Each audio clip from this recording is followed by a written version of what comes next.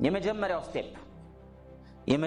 ስቴፕ ምን ለማድረግ ነጋችሁን በህሊና ውስጥ ዲዛይን አድርጎ እሱ እምነት ሆኖ እሱን ኦብዘርቭ ያደረጉ ኖሮ በመጪው 1 አመት በመጪው 2-3 ወር በመጪው 6-7 ወር በመጪው 2-3 አመት የምትፈልጉት ነገር በቁስ በክንውን በሰው በሁኔታ በስሜት በውጤት ብላችሁ በመታስቡት ነገር ሁሉ እንዲጨበጥ የምታደርጉበት ፈጠራ አይደለም።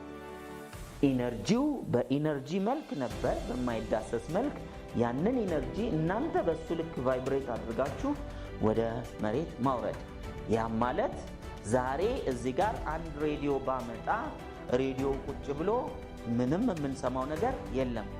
ኦን አድርጌው ሬዲዮኑን ፍሪኩዌንሲውን ወደ 97.1 ላይ ሳደርግ 97.1 ላይ ያለውን ፍሪኩዌንሲ ሪሲቭ ያደርግና ለጆሮ በሚመች ወይም ሊሰማ በሚችል ድምጽ ይልክልኛል። ስለዚህ ምን አደረገ? ኢነርጂው እዚሁ ነበር፣ አልፈጠረም። ሬዲዮ ፈጠረ ይባላል?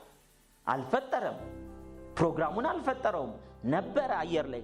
ጆሮዬ ግን የመስማት ብቃት አልነበረውም።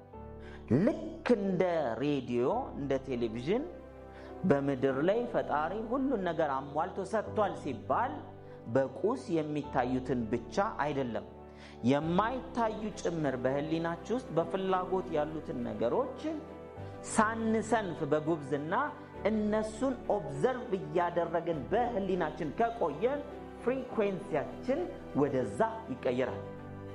በዛ ፍሪኩዌንሲ ውስጥ ስንሆን በየቀኑ በየሰዓቱ በየደቂቃው በየሰከንዱ በሰውነታችንና በአካባቢያችን ላይ ያ ፍሪኩዌንሲ ኢምፓክት ይፈጥራል። ስለዚህ በዙሪያችን ያሉ አተሞች እንዳለ በዛ ፍሪኩዌንሲ ልክ ይንቀሳቀሳሉ። ተመሳሳይ ፍሪኩዌንሲ ያላቸውን ነገሮች ሞገድ ስለሆኑ እየሳቡ በህይወታችን በቁስ መልክ እንዲከሰቱ ያደርጋል። አልፈጠርንም፣ ፈጣሪማ ነው። ኦሬዲ ተፈጥሮ ደካማ አይናችን በሞገድ መልክ ያለውን ማየት ስላልቻለ ለአይን በሚታይ መልኩ መኪና ከሆነ መኪናው ሲመጣ አለ እንላለን እንጂ በፍላጎት ደረጃማ ቫይብሬት እኮ አርጋችሁታል። አንዴ ያረጋችሁ አይቻልም፣ አይሆንም፣ አይሳካም እያላችሁ ምን ውስጥ ነው ያላችሁ? ምንድነው በልባችሁ ውስጥ ያስቀመጠው ፈቃድ ፈጣሪ? የሚገርማችሁ ለእያንዳንዳችን የተለያየ ነገር ነው የሰጠን። እውነት አስብ፣ የተለያየ ነገር ነው። እሷ የምትፈልገውን እሱ አይፈልግም፣ እሱ የሚፈልገውን እሱ አይፈልግም። ስለዚህ ፍላጎታችን ምን ይሁን? ኦብዘርቭ እያደረግነው እንቆይ። እንዴት? አንደኛ know what you want clearly፣ የምትፈልጉትን በግልጽ እወቁ። አደራችሁን ይሄን ማቀዋለሁ ብላችሁ አትዝለሉ ፕሊዝ።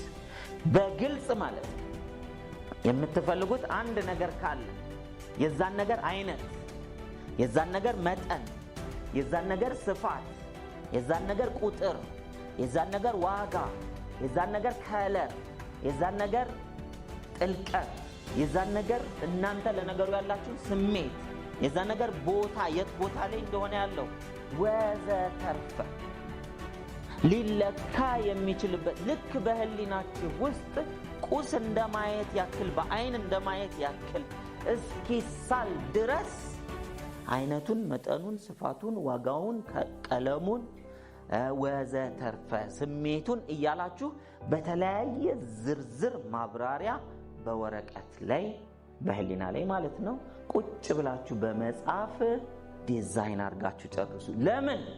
ልብ ብላችሁ እንደሆነ እናንተ ራሳችሁ ባለፉት 3 አመት ወደ ኋላ 3 አመት የምትፈልጓቸው ነገሮች እንደ አየሩ ሁኔታ፣ እንደ ፖለቲካው ሁኔታ፣ እንደ ኢኮኖሚው ሁኔታ፣ እንደ ዓለም የጦርነትና የሰላም ሁኔታ እንደ ወዘተርፈ ተለዋውጧል። አጠገባችሁ እንዳለው ሰው ሁኔታ ተቀያይሯል።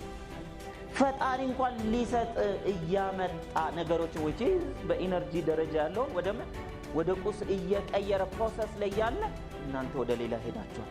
ይሄን ፕሮሰስ ላይ ያለ እናንተ ወደ ሌላ ሄዳችኋል። የምንፈልጋቸው ነገሮች ላይ አልጸናንም። ዶሮ በዚህ ትበልጠናለች። ዶሮ እንቁላል ትጥልና 21 ቀን ትጸናለች። 16ኛው ላይ ከፍታ ቼክ አታደርግ። እነዚህ ነገሮች ጫጩት ሆኑ አልሆኑ ሰው ግን ብቃት አለው። እንቁላሉን ያገማል። ግልጽ ነው። ትንሽ ያሞቀዋል፣ 2 ቀን ይሄዳል። ሌላ ትልቅ እንቁላል አለ እዚህ የተጣለ ደግሞ እሱ የሰጎን ይሻላል ብሎ እዚህ ጋር ሆኖ አይዶን ነው ከሰጎን የበለጠ ሌላ እንቁላል ወይም ደግሞ ቢያንስም ባኬን 2 ከመታቀፍ 10 ትንንሽ አለ እዛ ብሎ ደግሞ የወፍ ይታቀፋል። እሱን ታቀፎ ብቻ ምን አለፋችሁ ስንዞር አንዷን ጫጩት ማስፈልፈል ይሻላል ወይስ 30 ቦታ እየዞሩ ማግማት ይሻላል? ወስኑ። ማታ ሁሉ ጊዜ ቁጭ በሉና 5 ደቂቃ ከመተኛታችሁ በፊት ከጸሎታችሁ በኋላ ምን አድርጉ? የምትፈልጉትን ነገር በመናባችሁ ጻፉትና አስቀድማችሁ እሱን ቪዥዋላይዝ አድርጉት፣ አንብቡት። በህሊናችሁ አይታችሁ አመስግናችሁ ይህንን ስላሳሰብከኝ አመሰግናለሁ። አሳሳቢ ማለት አንዳንድ ሰው አይዲያ መጣልኝ ይላል። መጣልኝ በእውነት በምንህ ነው መጣልኝ?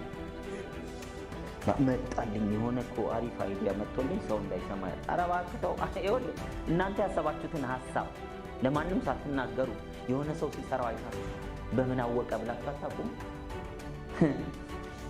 አንተ አልታመን ስትል ለሌላው ተሰጥቷል እሱ ሐሳብ። ጂኒየስ አይደላችሁም፣ ተራ ሰዎች ናችሁ። ግልጽ ነው። ግን ኤክስትራኦርዲነሪ መሆን ከፈለጋችሁ ታመኑና የሚሰጣችሁን አይዲያ ድክ በሉና መሬት ላይ ለማውረድ መሳሪያ ሁኑ። በዛ ፈጣሪ በአይዲያው ያሰበውን አገልግሎት ለህዝቡ ፈጣሪ ያገለግልበታል።